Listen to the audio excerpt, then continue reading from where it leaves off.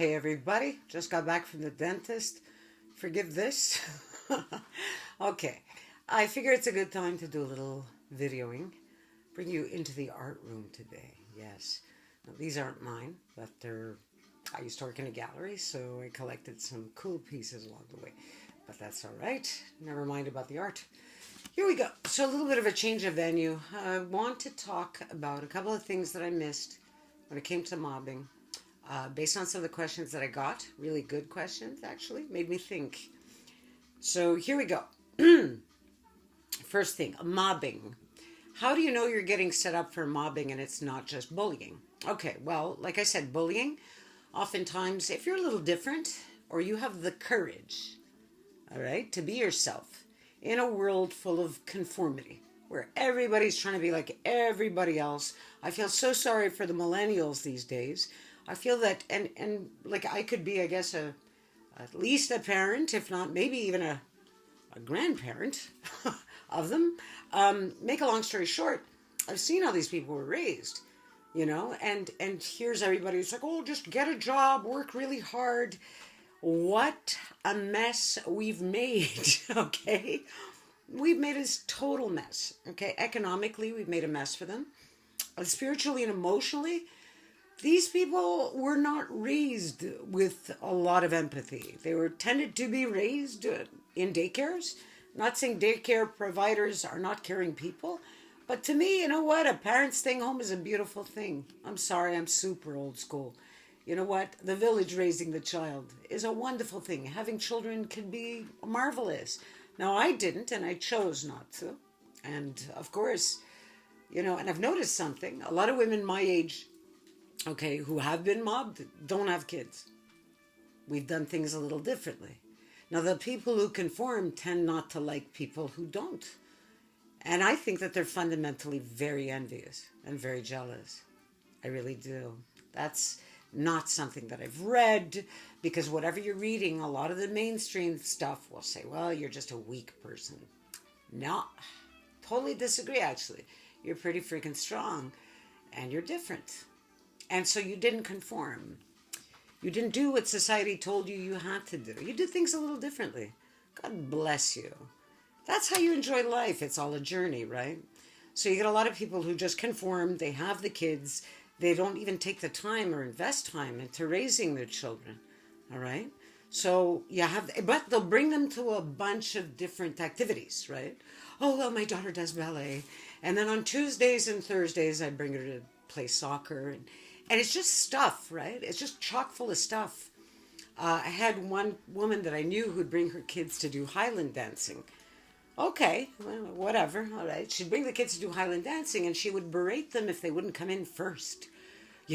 Oh, she was so disappointing. I told her she had to practice harder. Christ, how much harder do you want the poor kid to practice? She has to get A's in school.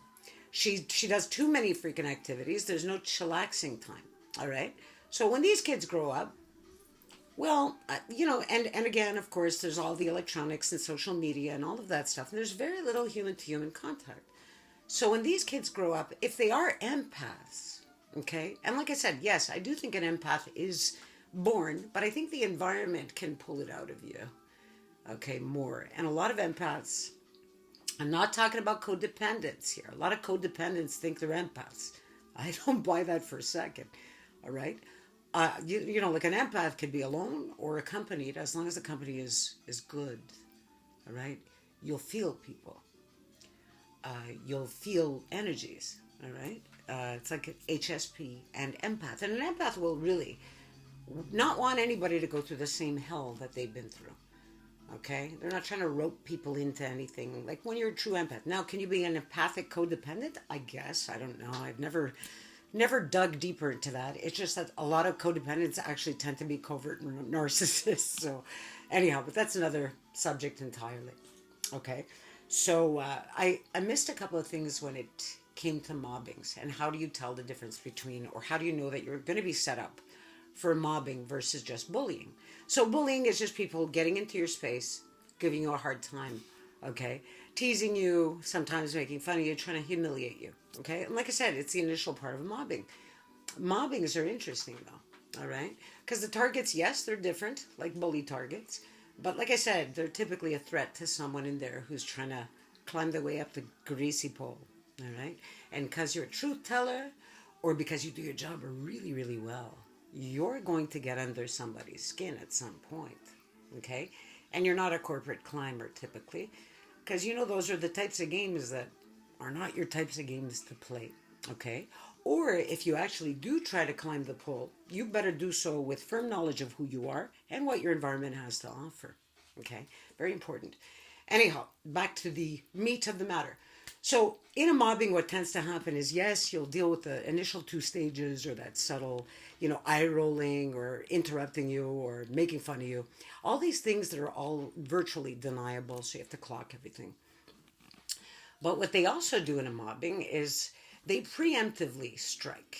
Okay, now if you're an empath and who's been raised maybe in all kind of unhealthy family, all right, either like you've been maybe abused or you have a lot of narcissists in the family or your parents were narcissists or something of the sort. Okay, you're just this empath, you're kind of born that way, and whatever, as time goes on you get a little polluted because people start in your family maybe taking advantage of you, and you're just there and you're giving all this love and you think everybody's like you and they're not. Okay, so what happens to an empath often is that their pain tolerance is extremely high. I have an extremely high pain threshold. All right, and one of my issues, actually I could say forever, was I would have a lot of narcissists around me, but I knew them so well, right? Because I was raised by narcissistic parents, and yeah, anyhow. So I knew them so well that I'd see through them, and I would almost like say, yeah, I could kind of forgive that one. Yeah, I could let that one go, because I'm this really strong person, right? So, and ultimately what would happen is at the end, everything would just blow up and be a disaster, and I'd be a bigger and badder animal than them, because I had to have a lot in order to get to my fill. But when I got to my fill point, that was the end of that tune. All right. So this is something that I had to see and be aware of in myself. All right. So in a mobbing, typically what'll happen is they know that you could take a lot. They know that you're strong. So they'll set you up in a certain way. It's gaslighting technique. What they'll do is they'll start to smear. And they will tell people like, oh, did you notice that Foxy's lost a little bit of weight? Oh, yeah, she has. Yeah, I heard she's having some family problems. Oh, really? And so people will start to view you under this microscope. So this happened to me every time during a mobbing. Now, I had lost, not this last time, but I'd lost a significant amount of weight willingly. I was working out like crazy. I lost 30 pounds. I looked amazing. I was really proud of myself. And so I'd have people coming up to me going, oh, are you okay? Are you sure you're okay? It was really weird, right? This last time, the whole are you okay thing started. But as soon as that started, I knew exactly what was going on. So I was like, wow, this bloated jerk. I knew it. And that's the funny part. One of my mobbers in particular, I clocked him the moment I met him. I said, wow, that's a weak man. That is a really weak man. Now, the thing is, the people that I worked with, some were retired police officers. Okay. And not all of them, but some were retired cops. Now, we think of cops as being big and strong. Well, a lot of them are cowards, man. All right, they don a uniform and they think that, no, they're tough. But you can smell the weak on them. And they knew that I could smell the weak on them. All right? One of them thought himself to be very intellectual and would just, instead of saying something in a sentence, he would take like 2 paragraphs to explain himself. And I'd just be like sitting there going like, you mean XYZ? Like, just straight cut to the point, right? And I understand that I can get on people's nerves as well, because I just can't fake it. Okay, and I like to cut to the chase. But with the old management in place, it was almost appreciated. Okay, it was really cool. With the new management in place, it was a threat. It was a threat because it would be like, hey, do you find any problems in our department? It's like, yeah, there is. There's a huge problem. And it's not in this side of the, it's on that side. When we get these particular files, they're not worked properly. So we have to spend an inordinate amount of time doing the work that the first group was supposed to do, etc., etc. Okay? So when these people are, that was the group I managed, they're trying to climb the ladder, they don't like anybody calling them on anything. All right? So, yes, the anatomy of a mobbing, typically what'll happen is they'll say that there's something wrong with you before there's anything different about you. Okay? Or maybe they'll take something, like I said, the weight loss. They'll make a big story about why you've lost weight and that there's something wrong. And then they'll push you and push you during the gaslighting phase and push you until you pop. And then when you pop, they'll say, oh, poor so-and-so. They won't say this to you, but they'll say behind, oh, did you see her reaction? Oh, I knew that there was something wrong. I told you. Okay? So be aware, be careful. And that's that. And for all of you people who are brave enough to be yourselves, someone said it to me. Miss Sue Rainbow, thank you kindly. All right? She put it so well. I'm not going to tell you exactly what she wrote, but it was something to the effect of we have to make some choices. If we're not going to be conformist in our society, understand that we may be targeted. Okay? Understand that firmly. All right? Now, you do have choices. Like I said, I made certain choices that in retrospect, in hindsight, were awful choices. And they were based on fear. So I chose to put my head down, behind up, and take it. Because it was a good job with good benefits. Look, and the cash wasn't even that great, but for a clerical job, it was better than anything in the private sector. I'll tell you that.